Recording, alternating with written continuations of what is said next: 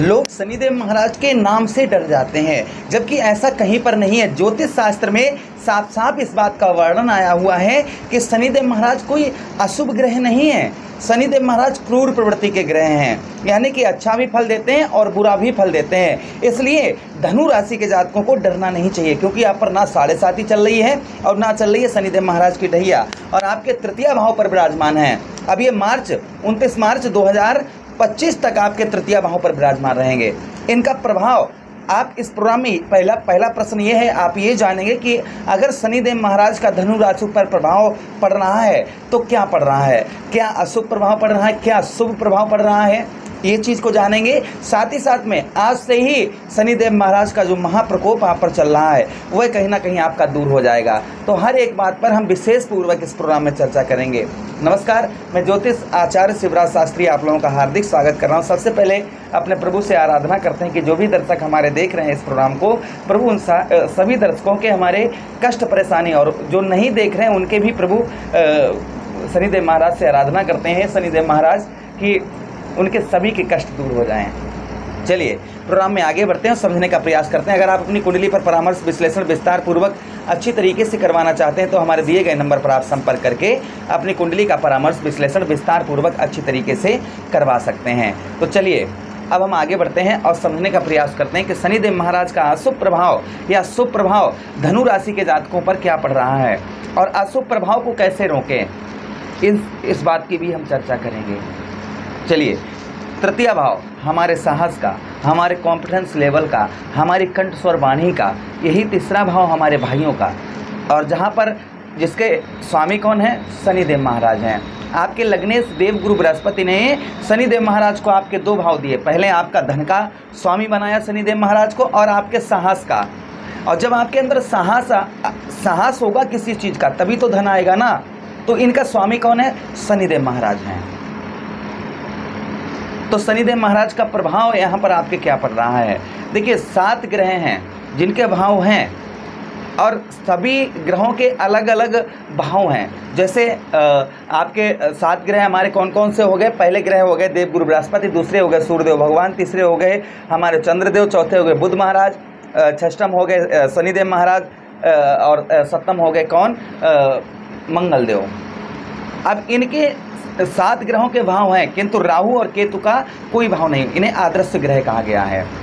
शनिदेव महाराज को 2 भाव आपके दिए हैं, किसने, देवगुरु बृहस्पति ने। आपके धनेश बनाया और आपके तृतीयेश बनाया, तृतीय भाव का स्वामी बनाया। चलिए अब हम आपको समझाते हैं विस्तार पूर्वक कि आगे आने वाले समय में शनिदेव महाराज का प्रभाव आपके जीवन पर क्या होगा। और पहली चीज़, अगर शनिदेव महाराज का अशुभ प्रभाव आपके जीवन पर पड़ रहा है तो आपके भाइयों से हो सकता है अनबन चल रही हो। भाइयों के साथ आपका रिलेशन, आपका रिश्ता कहीं ना कहीं सही नहीं होगा। उत्तम अच्छा रिश्ता आपके भाइयों के साथ हो सकता है नहीं हो। उसी के साथ ही साथ कंठ स्वर वाणी, यानी कि किसी से आप कितना भी अच्छा बोलें, कितना भी अच्छा बतलाएं, आपकी बात लोगों के समझ में नहीं आ रही होगी। यानी लोगों को आप अपनी ओर आकर्षित नहीं कर पा रहे होंगे, अपनी ओर जोड़ नहीं पा रहे होंगे। ये समस्या कहीं ना कहीं हो सकता है क्रिएट हो रही हो। अच्छा, उसी के साथ ही साथ में तृतीय भाव पर यहाँ पर शनिदेव महाराज का शुभ प्रभाव अगर पड़ रहा है तो आपकी बुद्धि को बहुत अच्छा बना रहे होंगे और बुद्धि से आप धन भी पैदा कर पा रहे होंगे। अगर ऐसा है तो कहीं ना कहीं शनिदेव महाराज का शुभ प्रभाव है। और अगर आपकी बुद्धि काम नहीं कर रही, कोई अच्छे कार्य की ओर आप आगे नहीं बढ़ पा रहे, तो शनिदेव महाराज का शुभ प्रभाव है। आपके साहस, अगर आपका ऐसा हमेशा ही मन होता रहता है कि नहीं यार हम काम को करेंगे, ऐसा कार्य करेंगे और करके मानेंगे, इस तरीके का आपका अगर कॉम्पिटेंस लेवल रहता है तो शनिदेव महाराज का शुभ प्रभाव। और बहुत ज़्यादा आलस लगा रहता है, आलसी आप हो चुके हैं, बहुत ज़्यादा अपने काम को इग्नोर करते हैं, तो कहीं ना कहीं शनिदेव महाराज का अशुभ प्रभाव है। तो चिंता ना करें, अभी वक्री अवस्था में है, वक्री अवस्था में आपके धन भाव का फल दे रहे हैं, तो कहीं ना कहीं यही 15 नवंबर 2024 शनिदेव महाराज आपके धन में भी वृद्धि करेंगे और साहस को भी आपके बढ़ाएंगे। इस चीज़ को ध्यान रखें, क्योंकि कोई भी ग्रह जब स्वराशि होता है, अपने ही राशि के अंतर्गत होता है, तो वह उत्तम अच्छे से अच्छा फल देता है। अच्छा, उसी के साथ शनिदेव महाराज की दृष्टियों की बात करें। शनिदेव महाराज के पास 3 दृष्टियां हैं, प्रथम दृष्टि, तृतीय दृष्टि, दूसरी सप्तम और तीसरी दशम दृष्टि। 3 दृष्टियां हैं शनिदेव महाराज की। तृतीय दृष्टि आपके पंचम भाव पर पड़ रही है।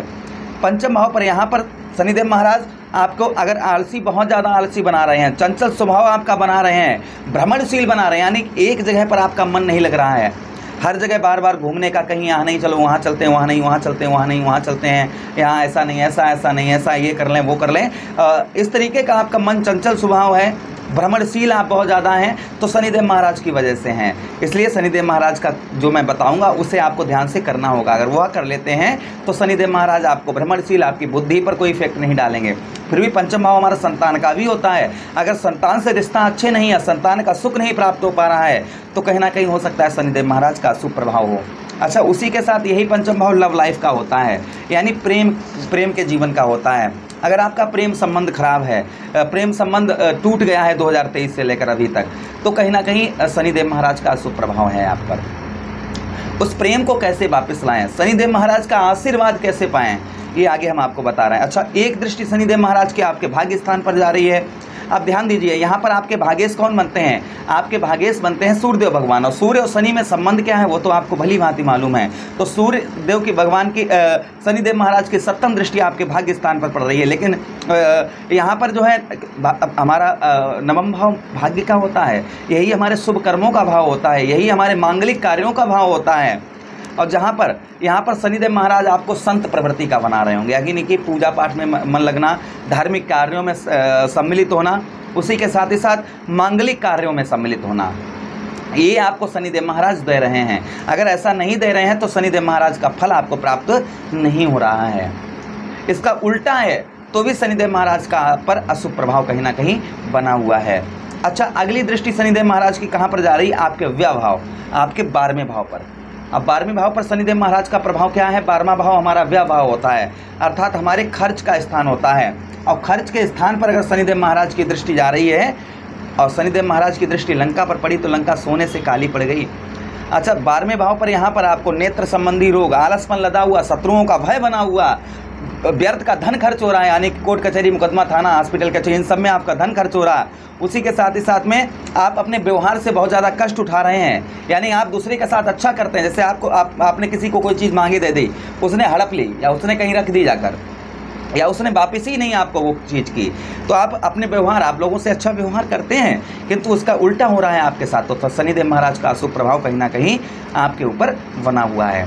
अब अच्छा, इस अशुभ प्रभाव को कैसे रोकें, इस चीज़ को हम आपको विस्तार पूर्वक समझाते हैं। समझिए, सबसे पहला उपाय, अगर आप शरीर से स्वच्छ हैं और कुंडली में शनिदेव महाराज की स्थिति ठीक है, नीच के नहीं है आपकी कुंडली में, तो आप क्या करें? शनिवार के दिन लोहे अथवा स्टील के पात्र में आप भोजन ना करें। प्रथम चीज़ ध्यान दें, लोहे के और स्टील के पात्र में भोजन ना करें। उसी के साथ आपको दूसरा उपाय क्या करना है? अगर आपका शरीर से हष्ट पुष्ट सही है तो आप जो है शनिदेव महाराज का व्रत कर सकते हैं शनिवार का। अगर आप शरीर से कोई कष्ट परेशानी है तो कोई बात नहीं है, आप शनिवार के दिन सूर्यास्त के बाद आप व्रत करें या ना करें, लेकिन शनिदेव महाराज के पास जहाँ भी स्थान है, या फिर बजरंगबली का स्थान है, शनिदेव महाराज का मंदिर नहीं है तो आप बजरंगबली के स्थान पर जा सकते हैं।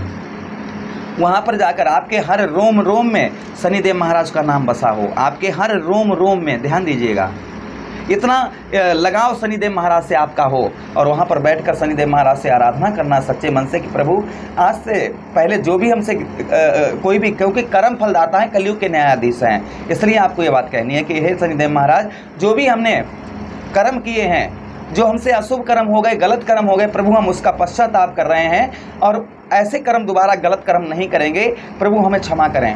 हम आपके शरणागत हैं, आपके शरण में आए हैं। वहीं पर महामृत्युंजय पाठ करें, या फिर ओम सम शनिश्चराय नमः, ओ या ओम प्राम प्रेम सा शनिश्चराय नमः, वहाँ पर बैठकर शनिदेव महाराज का श्रद्धा भाव से वहाँ पर मंत्र जप करें, जिससे शनिदेव महाराज का शुभ प्रभाव आज से ही पड़ना प्रारंभ हो जाएगा आप पर। दूसरी चीज़, ये सब करने के बाद वृद्ध व्यक्तियों को, या फिर आप दिन में या कभी भी वृद्ध व्यक्तियों को आप वस्त्र दान करें, या वस्त्रों के साथ ही साथ भोजन जरूर करवाएं उनको, और उनसे अपने सर पर आशीर्वाद लें। ऐसा अगर आप करते हैं तो शनिदेव महाराज का शुभ प्रभाव आपके ऊपर पड़ना प्रारंभ हो जाएगा। आज से ही लिख लीजिएगा आप। आशा करते हैं प्रोग्राम बहुत अच्छा लगा होगा। हम मिलते हैं किसी अन्य प्रोग्राम में, तब तक आप लोग अपना ख्याल रखिएगा। प्रेम से बोलिए कृष्ण कन्हैया लाल की जय।